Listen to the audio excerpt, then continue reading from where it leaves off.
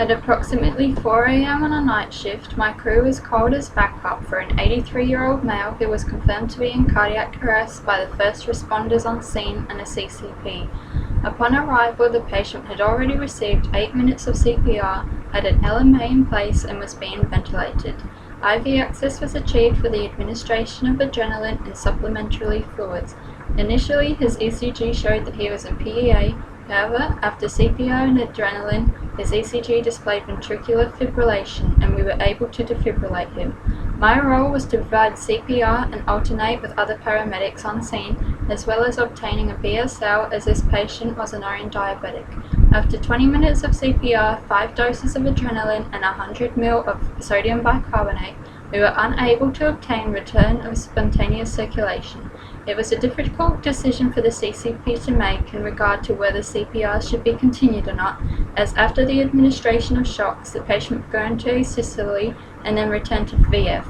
When the daughter arrived on scene, it was discovered that the patient had an advanced healthcare directive and did not wish to be resuscitated. After ceasing CPR as per the patient's wishes, no signs of life could be found, all the equipment was removed, and the patient was placed into his bed so that the family could say goodbye. This case is highly relevant to my future practice as a paramedic, as cardiac arrest is a major part of the profession. I could relate this case to my knowledge of cardiac arrest and CPR skills that I have learnt in the classroom. However, as this was my first cardiac arrest I've attended, I didn't have any experience in the type of situation. I have never seen a person in cardiac arrest before, although I have practiced scenarios so that I am prepared. However, it is a completely different situation. At the time, I felt underprepared for this case. However, I believe I have gained better skills and more knowledge to be able to deal with this type of situation in the future, as I have learnt a lot from my real-world experience. This patient had an extensive medical history, including diabetes and an artificial pacemaker in place. According to the QAS clinical practice guidelines, a cardiac arrest occurs when there is a cessation of blood circulation due to the inability of the heart to maintain adequate tissue perfusion. Blige states it is most likely the sudden arrhythmia of ventricular fibrillation that caused the cardiac arrest through the insufficient cardiac output from the heart, causing hypoxemia and hypoxia, especially since this patient had a cardiac history of coronary heart disease and previous arrhythmias. It is important to understand the cause of a cardiac arrest to be able to provide the best treatment. Since the case was caused by an arrhythmia, it is necessary to understand what is happening to the heart and therefore why it cannot function properly. Curtis and Ramsden state that VF is the disorganized electrical activity in the ventricles which causes the ventricular myocardium to quiver and is incapable of effectively pumping blood to perfuse essential organs and tissues. As a student paramedic, not only was this my first cardiac arrest I have attended, it was also my first job where the patient has passed away. I was quite overwhelmed by the situation, but I was able to remain calm and professional throughout this.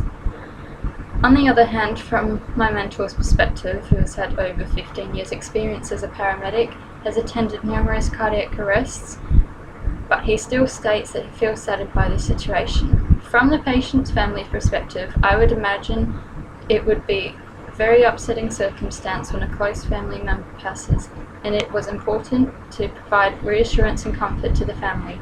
A person with a higher level of knowledge of cardiac arrest, such as a critical care paramedic, would handle the situation professionally and lead the team of paramedics on scene to provide all the necessary care in order to achieve the best possible outcome for the patient and the family. In this case, the patient had an advanced health directive in place stating that he did not wish to be resuscitated. Therefore, the most ethical thing to do was cease CPR, even though the patient still had a shockable rhythm. After experiencing this cardiac arrest, I believe my future practice as a paramedic has improved, in addition to the growth in my professional understanding. When I am faced with a similar cardiac arrest in the future, I will now have a better understanding of the medications administered, such as adrenaline and sodium bicarbonate, and the importance of good quality CPR and role management across the interdisciplinary team. I will be able to handle the situation more effectively with my newfound knowledge.